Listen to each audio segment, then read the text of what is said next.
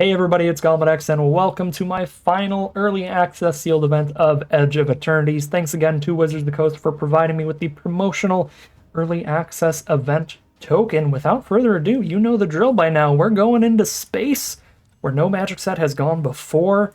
We are ramping. There's some insane high mana value plays.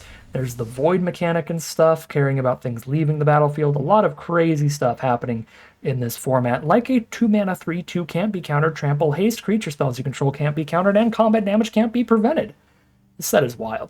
Some of these cards are absurd. So we've got that if we want to play an aggressively oriented green deck. We also have a cheap green-blue rare. 2 mana for a 1/3 flyer, and whenever land you control enters, target creature has base power and toughness 3/3 until end of turn. If you control 6 more lands, that creature has base power and toughness 6/6 until end of turn. So if you hit all of your land drops and keep playing a land every single turn, it's a 2 mana 3/3 flyer by itself. Now that is only during your turn, so you're not really going to be getting landfall triggers during your opponent's turn unless you've got lander tokens on the board you can crack at instant speed. But still really good when you're getting aggressive. And if we play Frenzy Baloth, we're going to be getting pretty aggressive. So that's pretty cool if we got a lot of cheap creatures. Now, all of our sealed pools so far have had not very many cheap creatures on the mana curve. Not a lot of 1, 2, 3 mana plays as far as I've seen so far in this set. But we'll have to see if this sealed pool is any different. Next up, we have the Infinite Guideline Station. Very cool 5-color build around, but 5 colors really hard to do in this set. The best way to do it is with a bunch of lander tokens. Again, tokens you can sacrifice to put any basic land from your deck onto the battlefield tapped, but there are no common or uncommon dual lands, and we really just have the shock lands at rare in terms of lands that can fix your mana, so pretty difficult to get there in draft, and especially difficult in sealed because you're just at the mercy of whatever you opened. Next up, Mutinous Massacre. 3 double black, double red. Choose odd or even, destroy each creature with mana value of the chosen quality, then gain control of all creatures till end of turn. Insurrection is back, baby. I mean, it's restrictive. You have to be in black and red, but I really don't think 7 mana is that hard to get to, at least in sealed in this set. That feels very powerful. So if we want to go black-red, that's strong. So Thera the Super Void. If I remember right, this is like really slow, but super powerful if it pops off. Yeah, it's a Grave Pact style ability. So whenever one of your creatures dies, each opponent exiles one of their creatures. And then whenever somebody controls no creatures, you sacrifice this and put one of the exiled cards onto your battlefield. This is probably pretty good. It does depend on what creatures you have with it, but there are some cards that can sacrifice themselves in this set that are pretty good, or that can sacrifice other cards. There's a little bit of token production that'd be very strong with it. Cards like Virus Beetle, a 2-mana 1/1 that has a good enter effect, is like, yeah, I'll play it, get the enter effect, and just get ready to have it die to trigger Sothera. This is probably pretty strong. And last but not least, the one that looks the most busted is probably Cosmogrand Zenith. 2 and a white for a 2/4. But it's got the Corey Steelcutter ability, where if you're casting more than one spell in a turn, you're going crazy. Whenever you cast your second spell in a turn, you get 2 1/1 humans, or put a +1/+1 counter on each creature you control. So you get 2 1/1 humans, then the turn after, put a +1/+1 counter on all of them. It seems pretty insane. And it's not too hard to cast 2 spells in one turn in this set. There's a couple ways to do it. One is ramping up, obviously, with all the lander tokens. But there's also the warp mechanic. Warp, if you're warping something in for its cheaper cost, even though you exile it in the end step and you don't keep it around, it still counts as casting the spell. So if you warp something in for 3, then it's a lot easier to play like, a 3-mana Mechanizo warp and a 2-mana play on turn 5. Something like that would be a way to trigger your double spell cards. So let's take a peek at our multicolored and colorless here. No fixing in colorless. And as for multicolored, we have a green-white and red-green signpost uncommon. So we have the +1/+1 counter deck uncommon. It is 5 mana for a 3/3. Put a +1/+1 counter on a creature you control when it enters and when it attacks. And whenever one more creatures you control with +1/+1 counters on them, deal combat damage to a player, you draw a card. That seems pretty good for a dedicated counters deck. And then Tennock Memorial Ensign, 1 red and green for 2/4. Landfall deals 1 to each opponent, but if you do it twice, you draw a card. And the way to do it twice is by having a lander token out. Seems pretty good, but I'm just going to focus up on whatever colors end up looking strongest. So starting off with the white, Cosmogrand Zenith is a massive reason to play this color. Emergency Eject seems a little weak. A lander's a very good card, but they do have to spend the mana to actually turn it into a card worth of value to get the land out of it.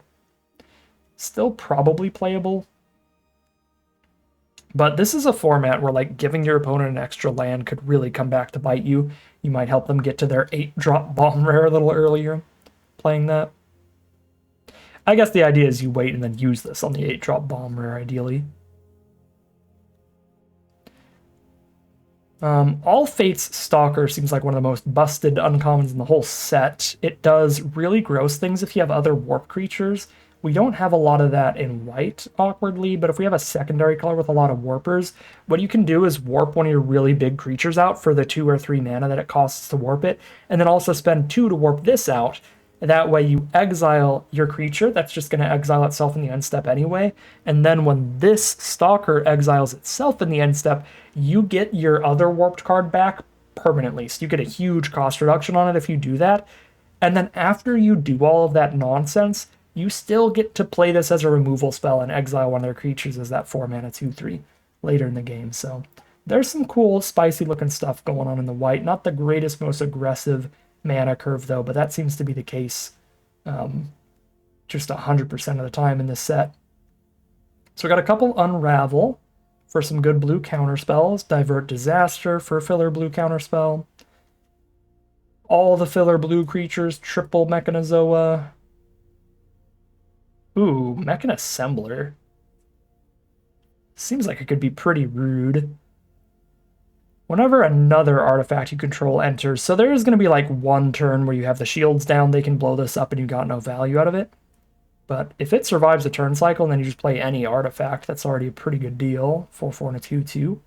And the longer it goes, the more absurd it gets.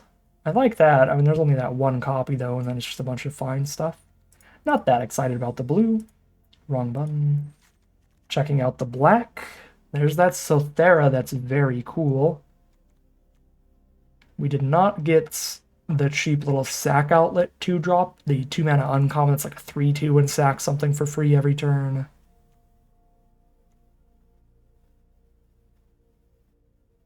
Interesting. Depressurize kills all the small creatures. Or it's a combat trick against the big stuff. It's very interesting. Seems like it's probably not that good in this set. Hymn of the Faller's probably pretty good. Surveil 1, draw 2? You have to get the Void trigger for that, but that's strong. Same with the Tragic Trajectory. 1 mana, -10/-10. As long as you can get that Void. Decode Transmission's just okay. Probably the least exciting of those Void payoffs we've seen. Yeah, this looks fine.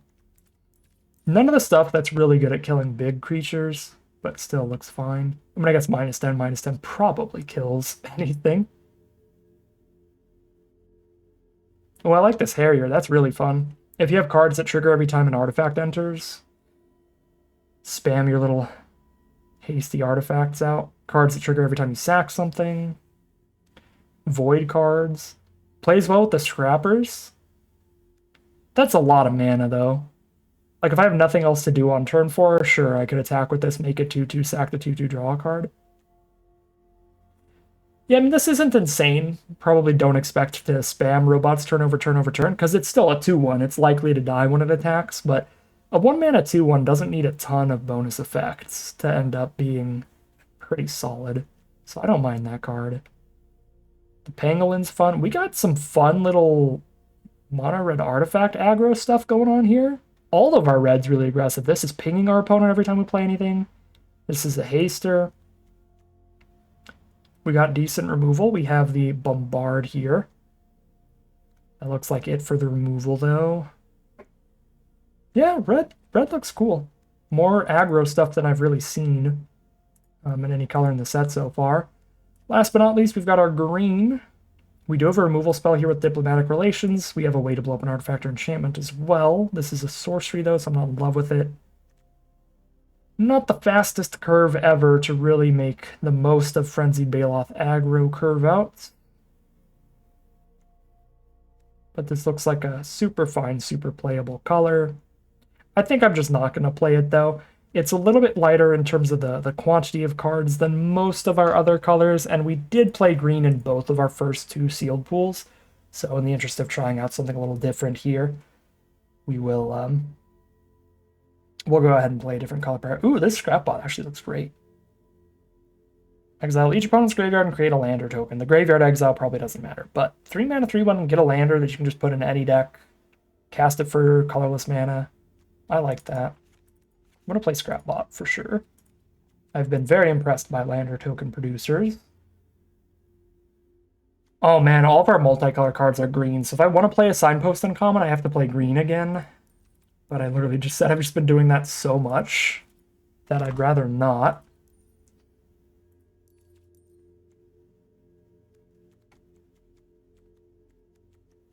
And that's certainly a spot to be. But what are our other options? We can go for a Sothera black deck. Black-red might be a solid spot for that. Sothera's really disgusting with, like, the Harrier and the Scrappers, these little sacrifice abilities we can use for cheap. And just cheap creatures in general. Kind of want to try out Sothera. That gives me access to the Mutinous Massacre as well, which is a fun win condition. Let's do some Rakdos this time around. That should be pretty different. 9 cuts to make. I don't think I want the card that can only blow up artifacts, especially because I don't really have any spacecraft. So it's just strictly a shatter. If I keep every single creature, and I only have 15 creatures, so I guess we're just running all these creatures no matter how filler. It looks like we're like really good at triggering Void. So I'm going to run all the cards with good Void payoffs.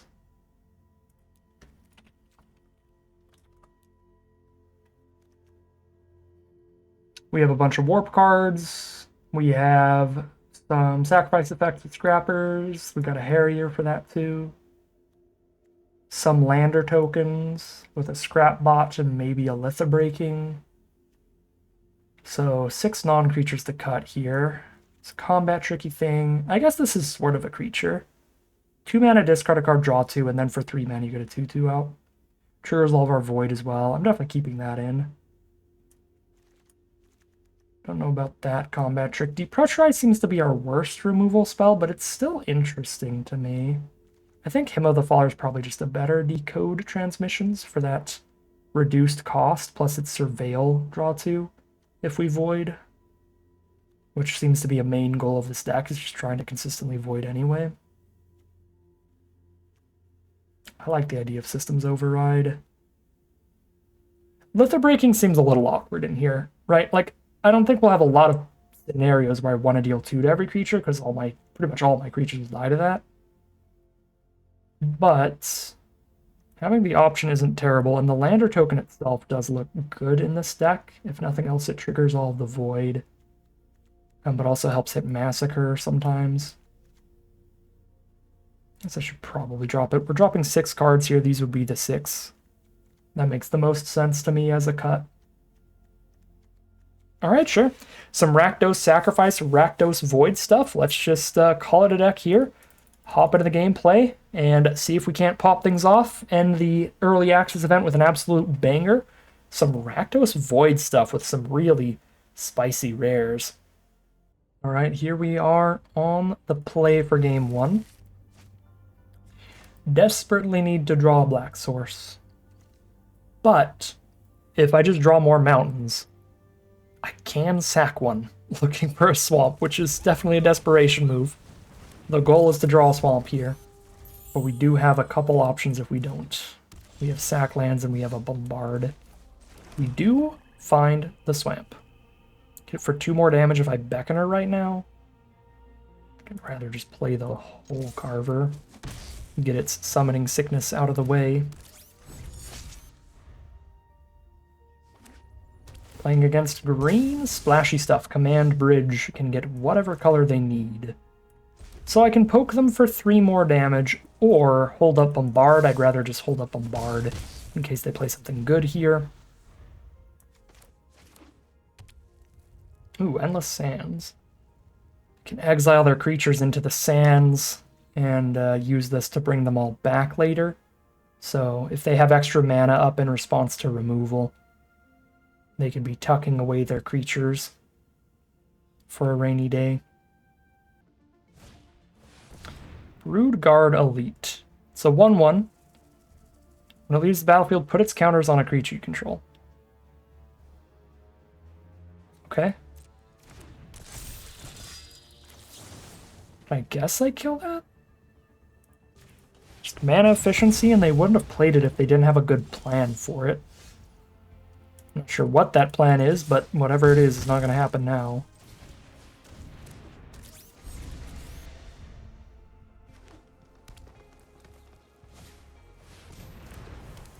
Get a 2/2 robot. They need 9 charge counters on this, but then it is a flying first striker. Good draw's good. Creature artifact to draw a card. Or do I just get a 4/4 Death Toucher out to just jam?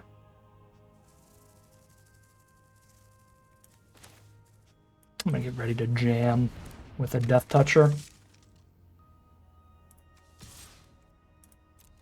I have no other artifacts in my hand.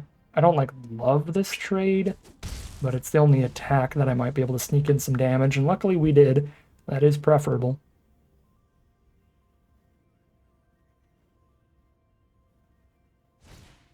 Gene Pollinator gets whatever color they need by tapping another untapped permanent when they tap it.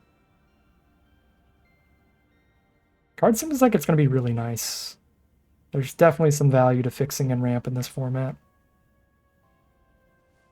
And that is a really consistent piece of that. Diplomatic Relations to kill the 2/2, sure. It's our biggest creature that's small enough to die to 3 damage. If that makes any sense.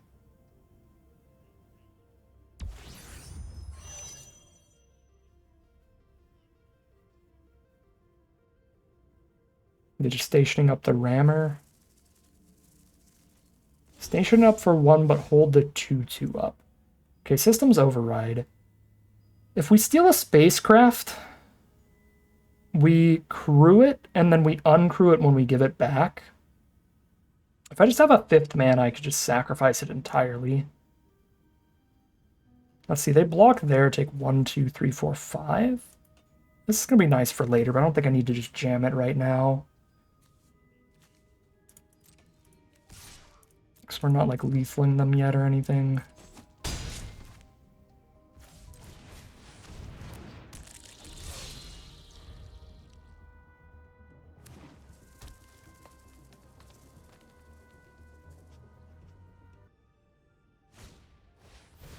Aaliyah, get a +1/+1 counter.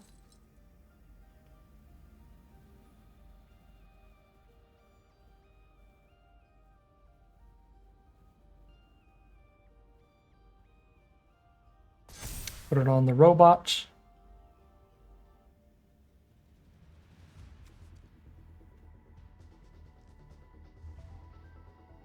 Steal the Helia. They have 1 blocker up. The 1 blocker blocks are 4/4. They take 1, 2, 3, 4, 5, 6, 7, 8. Yeah, we lethal.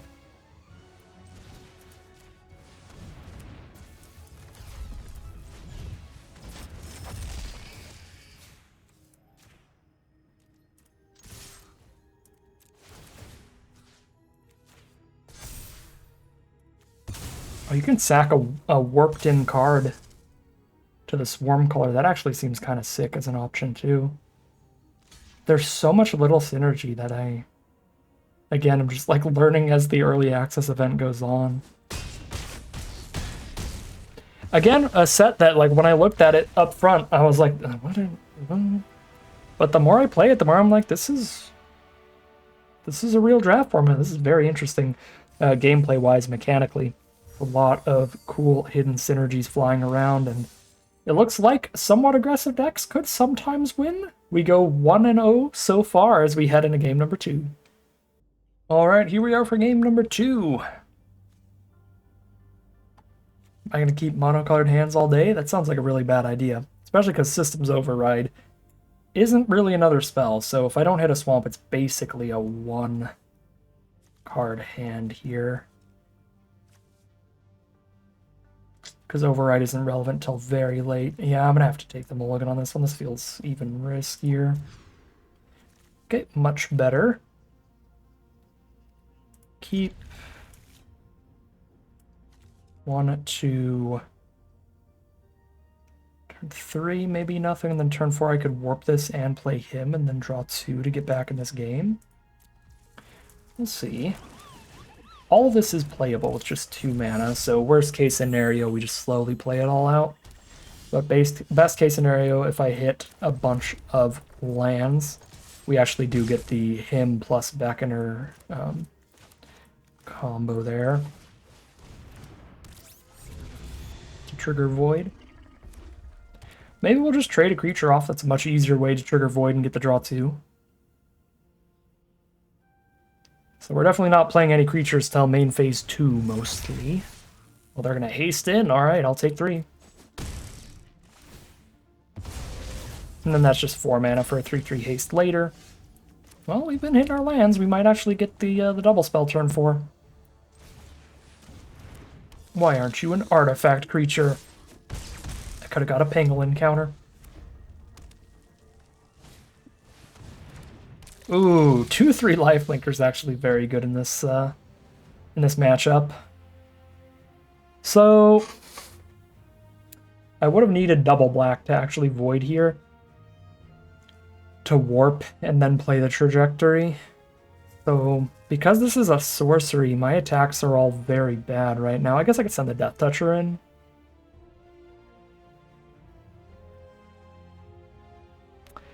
I could warp the Beckoner, but missing out on either of these voids off of that feels really bad. Yeah, Lifelinker is actually just super clutch in the mirror. This is really bad if I attack into it, and really bad if they attack back. So maybe I just don't even send the Death Toucher in. Just keep that off of us.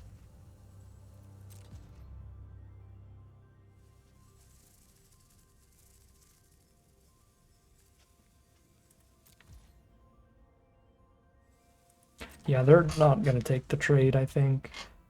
We just have to wait for another black source.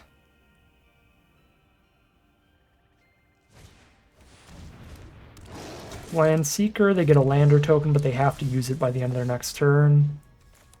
Ouch, that's a bad draw.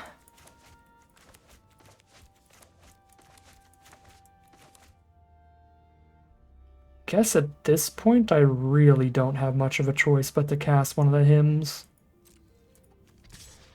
Rough land draws. Miserable land draws. Come on, Surveil draw. There we go. Now we are set up to void something next turn.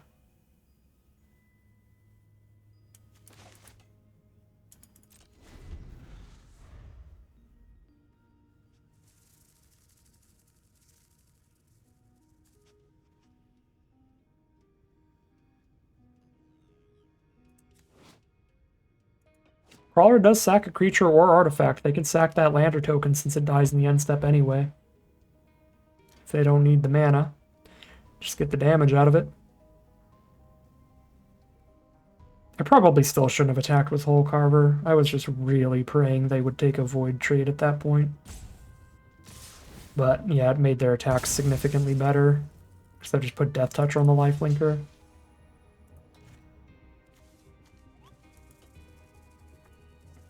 Blocks are really bad, but not blocking is also really bad.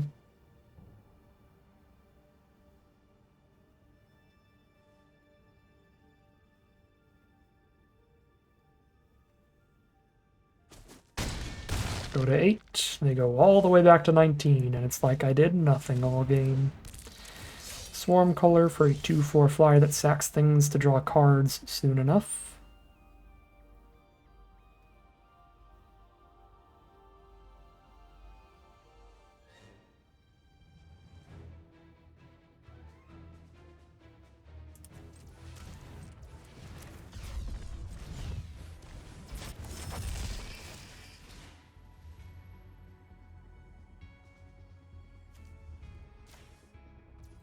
Get the Void.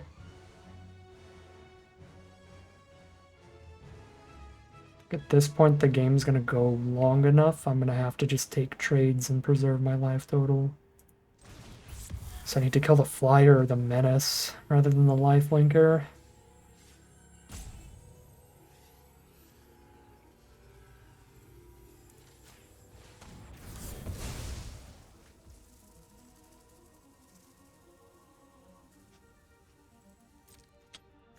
Technically should have attacked first.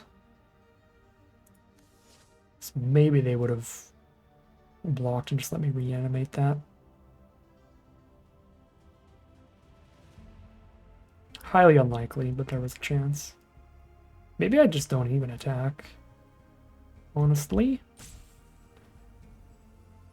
I probably gotta...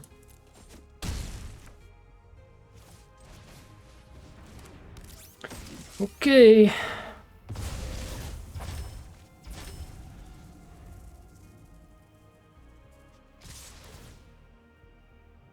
Here come the combat tricks. Gonna deal 4 to me.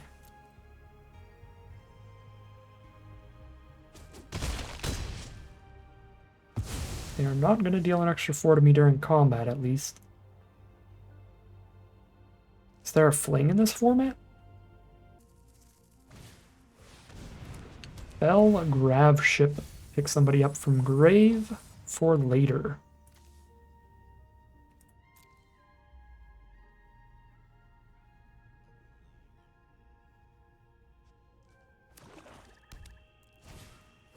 And 2 mana, 4/1 Menace. Seems pretty good. An auto cruise the Flyer. I go to 1 next turn at best. Okay.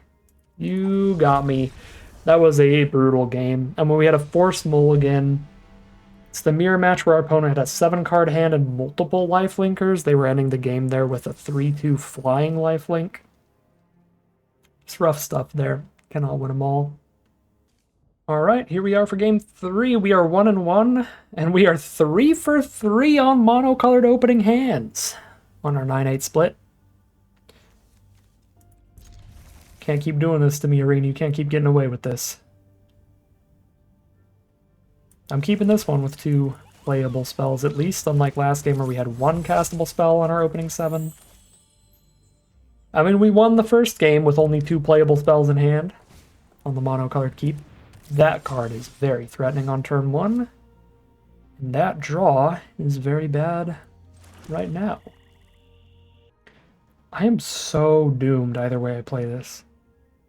I attack, they just don't block. I hold off, I'm not getting a Void trigger because I'm blocking during their turn with Sorcery Speed Void cards. There's no good way to do this. So I just have to hit red. So I guess I might as well attack at that point. Casting the him either way. God. And I guess the lander token is red. Eventually.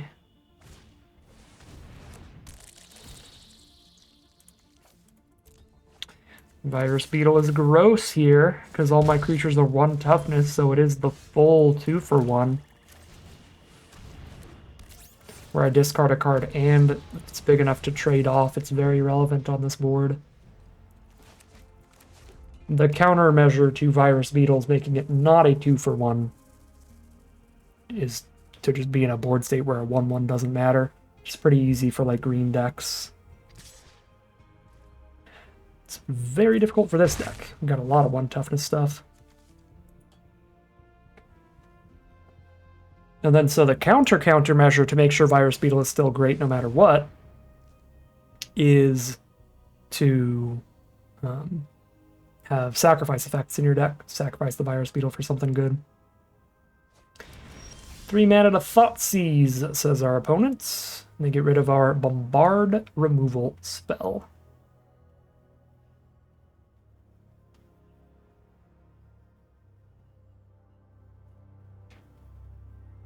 I can crack the lander or play Evangel. I can only do one thing. What can you do? I need red mana. Sucks to lose out on the +1/+1 counter, but draws like this, we don't really have options.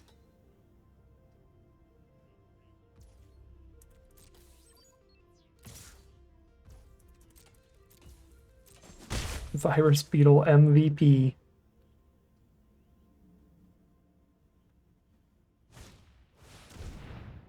Draw 2, lose 2. 5 cards over there.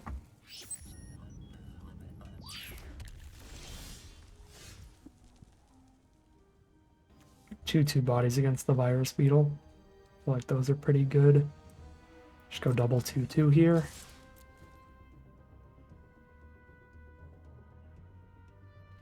I'm happy to hit for 3, and I'm happy to trade a 3/1 into a 2/1 that has relevant abilities. So either way that combat goes is solid for me.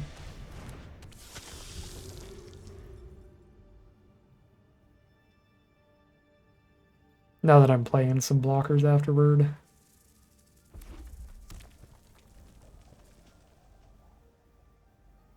So we know they have 5 spells in their hand based on how they played it out.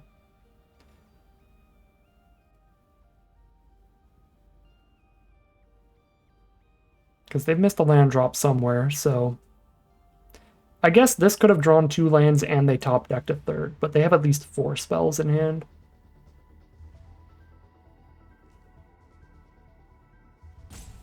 So a lot of gas over there.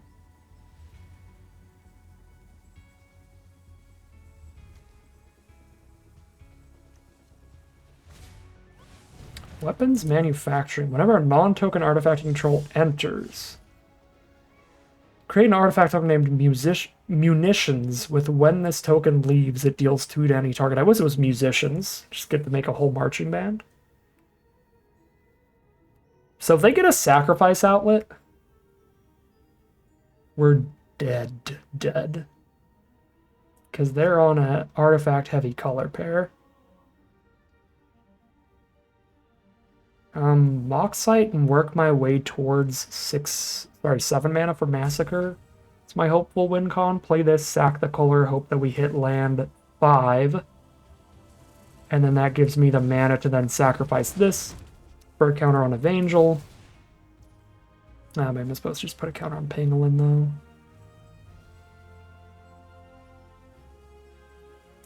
I guess a guaranteed counter instead of a maybe counter is probably better. Would have had the counter, but I also have the warp.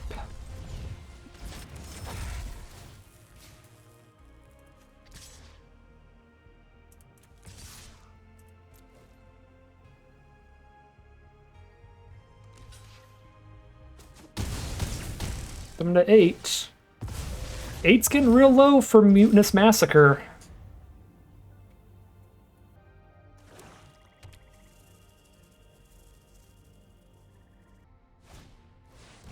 Orbital Plunge the Pangolin and get a lander token. And then they pass. That's 6 out of 7 mana. I guess the problem is if they're out of creatures when we hit Massacre, it doesn't really matter now, does it?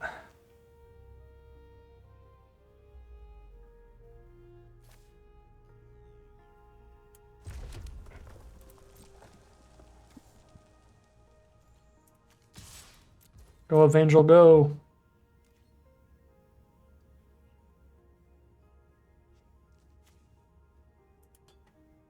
This is a 3/3, so they have no good blocks.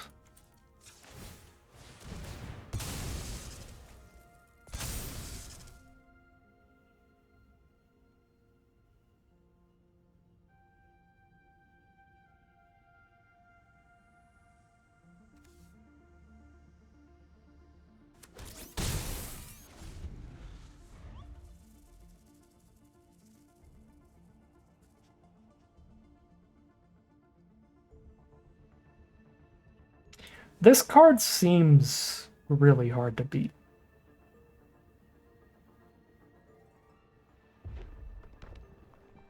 No matter what, your opponent has no blockers up when you play it. And if they don't immediately die, you're killing like half their creatures. Okay, we didn't hit the mana we needed here.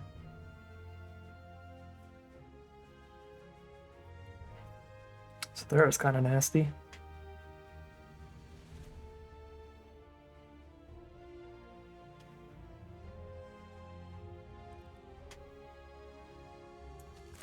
Yeah, I'm not really attacking with the Mechan, so...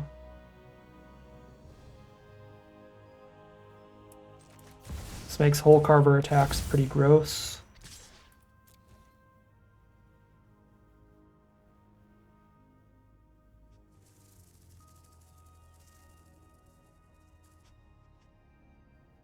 Which is guaranteed to hit there.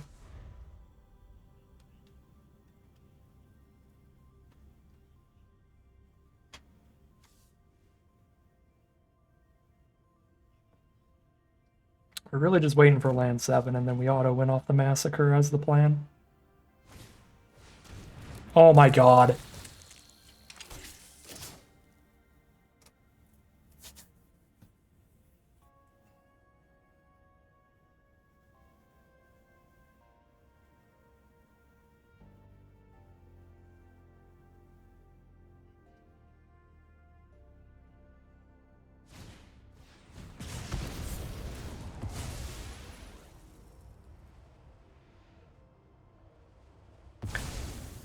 What an insane Virus Beetle.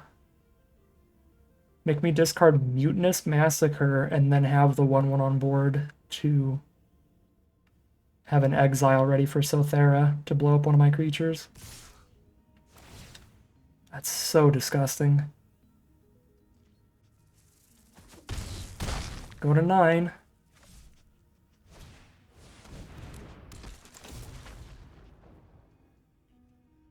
They're gonna let me draw 2?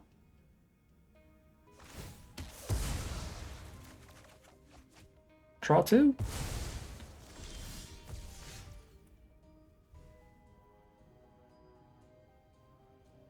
If they block, their board is gone. If they don't, they're at 1 life. They have 7 damage on the crackback. They have to top deck something to kill me.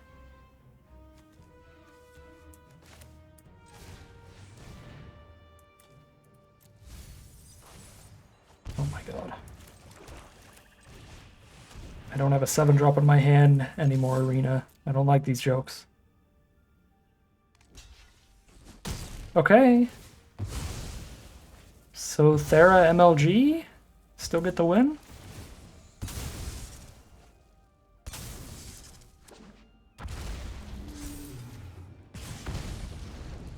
They got 1 top deck. They can get rid of the lander to make it more likely to hit something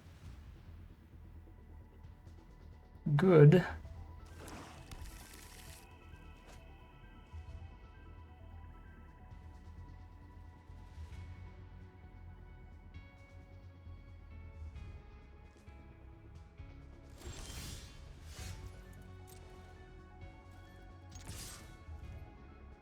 Okay. If they had instant speed removal there, I was going to lose it with that flood. Oh, that was so close, and I'm so sad. Massacre would have been way cooler than Sothera. But hey, Sothera is very strong, and Sothera does win us the game. That is 2-1 heading into game 4. All right, here we are for game number 5 on the draw. We've got a little bit of a curve out here. Hole Carver into Pangolin into the Hymn. Could wait on the Hole Carver to try to get a counter on Pangolin. I don't know how viable that really is instead of just getting the Summoning Sickness out of the way. I'm going to get weird with it. I'm going to get funky with it. Playing against Boros. Thaumaton Torpedo. So 6 mana to blow up any permanent, or if they attack with a spacecraft, they can do it for only 3 mana. Frontline War Rager. they have 2 or more tapped creatures, this gets a counter every turn. Interesting. Alright, well that +1/+1 counter is going to be pretty relevant right now. It's the difference between sending in and not.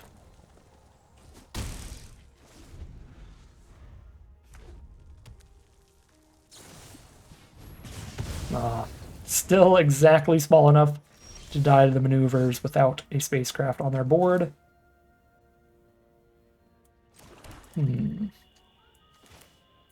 I'm very interested in a void trigger right now, so I'm actually going to warp that in instead of just hard casting it. You get the draw 2 here.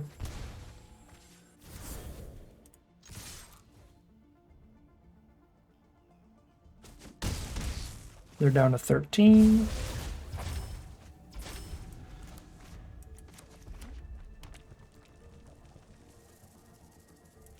Really looking for removal. We are not finding it. But they still haven't really played any creatures that we need to kill. It's just something you really want to have for a rainy day.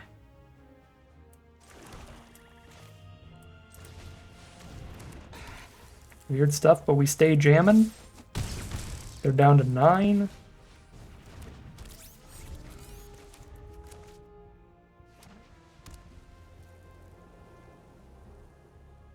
Six mana, they can torpedo at worst. They might just be super flooded here, so they're going to torpedo the Mechan. And at 9 life here, they choose not to attack at all. Let's go Kohler and Angel.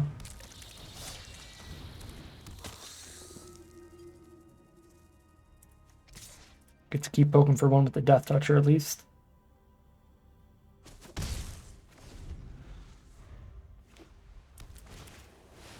Nebula Dragon, that is a great stabilizer. 4/4 blocker and kill one of our creatures immediately. Tragic Trajectory is a good draw. I get a free sack off of Color, but that's not till I declare an attack with it, at which point they can just block. This is a sorcery speed card, so I have to sack something for Void. It has to be a non-land permanent? Shoot.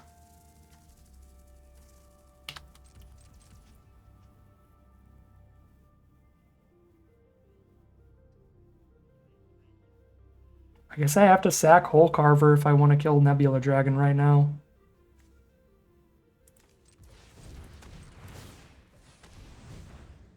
It's got to be a non-land card. I really wanted to sack Prospector, but I can't sack a creature. And again, lands don't trigger it either. Should probably keep this instead of a lander token. I mean, I draw a card plus have a lander token if I sack it. Which is a draw 2 over time. So I draw 1 off the lander token too. This might be a little greedy, but I'm sacking there. Drew into a much bigger creature to cast next turn. Radiant Strike. Goodbye to the Kohler. I can still sack this lander to draw a card off Scrapper. Although I suppose since the Scrapper could sack whatever land I pull out with the lander token too, I might as well still crack it and get that land. I can use the land for now and then still sack it to Scrapper later. Okay. Haste Warper here. Oh, and that'll put a counter on the Rager, I think. Yep. It counts itself, and the Mechan doesn't go to exile till after the Rager triggers. Pretty good.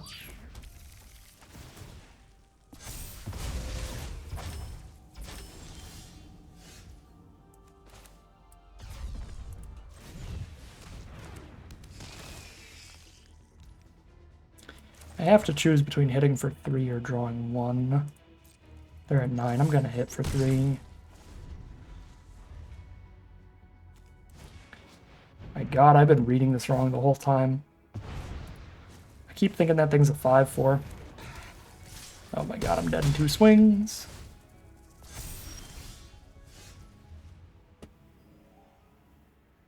You are definitely, well, almost definitely too late, Lothera. They don't kill me with a removal spell now, at least.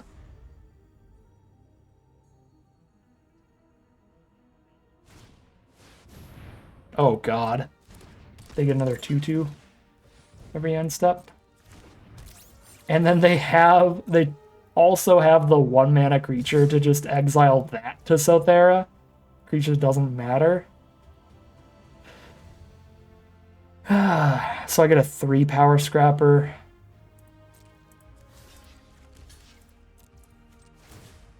Gotta hit something relevant here. Come on, Scrapper, I believe in you. Skittermaw's okay.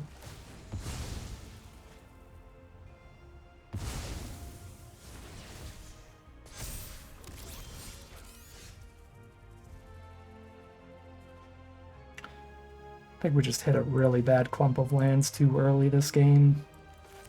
These are too late after all that. Yeah, I'm super done on board. I mean, I guess I have one more card draw. Oh no, I could have drawn the 7-mana win condition.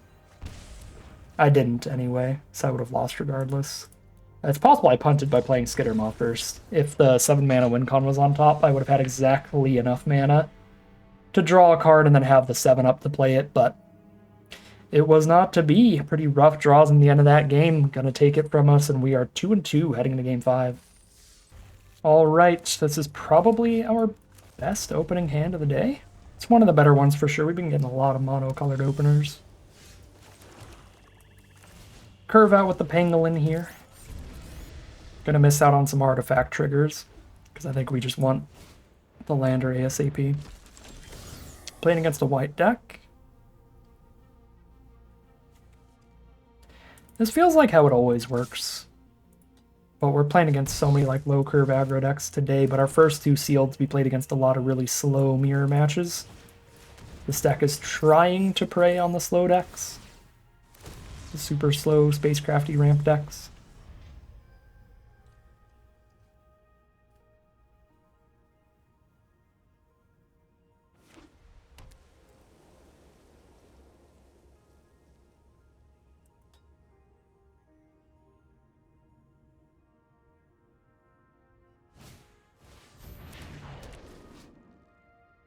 So at Station 2, they buff their whole board. Station 12, they get a Flying Lifelinker. Cool. They're trying to find green mana off of the their Surveil there.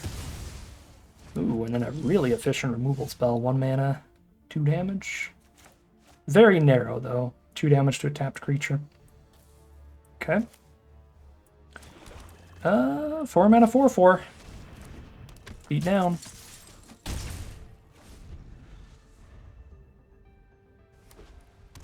Still on mono white here.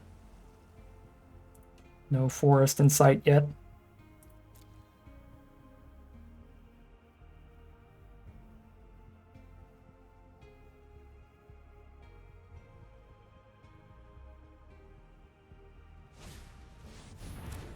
Dual Sun Adepts. Double Strikers are very good when they get +1/+1. Every +1/+1 is adding 2 to their total damage output. So that's pretty nice. Got the Bombard here. Just wipe the board, hit for 7. But I could also crack the Lander token and Trajectory and save a Bombard. I really don't mind the wipe the board play here. That seems pretty good.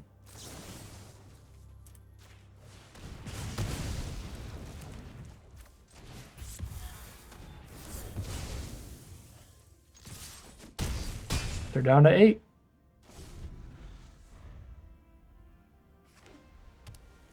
They hit a 5th Plains, still no green. Radiant Strike, the life gain removal spell is very good here.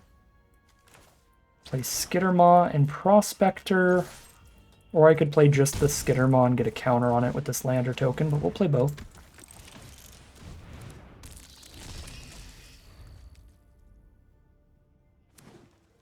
There's the green source. Cast a big old 5/6 off of it.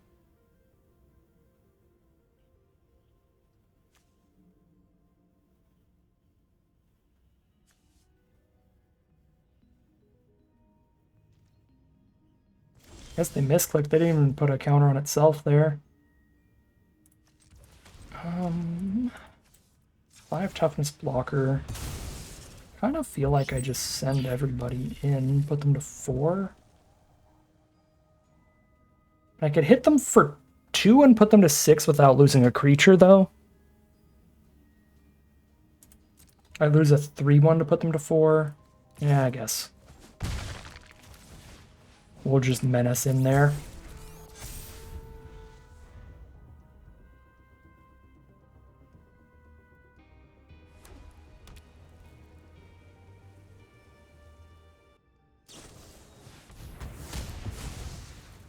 Diplomatic relations for solid removal there.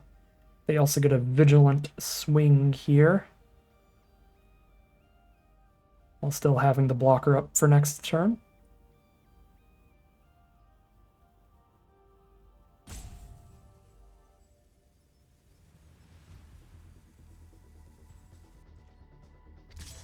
I almost feel like I take this trade here. They're playing off the top, and I can crack the land or draw a card, and then also have a bunch of lands to crack to draw a card with Scrapper.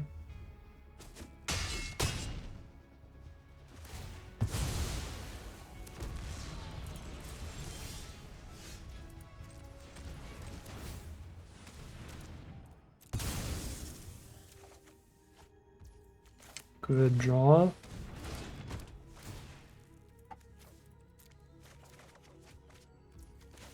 Really good draws here. It's easy enough for us to trigger Void right now that I'll just get the 2/2 to start putting life total pressure on them immediately. They're at 6. So a 2/2 is a big deal. That's a third of their life total a swing.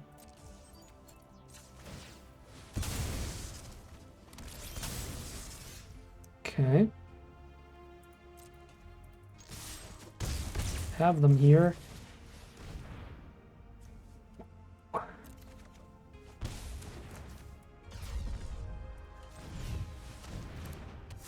Now they get ping damage when I play anything. There's Halia. Not enough by yourself. Here's 1 ping damage. And here's the lethal. That is game. That's going to be 3-2, and that is the 1 hour mark of the session, so that is going to end this sealed deck. 3-2 here, definitely the most mediocre of our decks so far. I certainly feel like the sealed environment, the sealed format, might end up being a little less interesting than the draft, because I definitely felt much more favored with our green-black rampy value piles than this slightly more aggressive strategy. But maybe with like the right sealed pools, it's still like really, really good. I think aggro decks in this format are interesting because there aren't a ton of really good 1/2 mana creatures at common at the very least. So you either need to get lucky with some good higher rarity cards like uncommons and rares, or you need to just leverage your early curve, just like mediocre cheap creatures, to get a bunch of early damage in and then like finish things off with a good aggro rare. Like Mutinous Massacre, well, it's like a 7 mana rare. It's much stronger if you've managed to chip in for a lot of damage earlier throughout the game. So by doing that with just a decent curve, no matter what creatures there are along that curve, if you're playing creatures every turn and poking, that helps you get them low enough for Mutinous Massacre to be like a guaranteed kill. Also the Sothera getting a lot of ping damage earlier so that they're kind of forced into blocks in the late game when you play Sothera can make sure that you can get those triggers. So I could see how even with maybe some weaker creatures in the format, the good late game rares can help supplement your aggro decks and help finish things off in the end game. So very interesting for sure, but I'm not so sure how great Rakdos aggro is going to be in general. Or maybe, again, I haven't looked at the whole set list, maybe we just opened some of the less good black and red commons here. And this was just not a sealed pool we should have been trying to do aggro. But I certainly felt like the green-black super rampy play 8 drops and plus decks been a lot more consistently good in sealed so far from what I've played and from what I've seen from our opponents. But who knows? We'll have to see how things shape up. It's still very early to tell. That's still not even out by the time I'm recording this. And I got plenty more to record. I'm recording these 3 sealed events and then the 4 drafts. The upload order will be different for you all so that there's a good variety there. Sealed, draft, sealed, draft, sealed. So for you all, this will be my last time playing the set, but still very early for me, so super interested to see some of the other stuff going on. But as for me, as for now, as for today, that is going to end this video.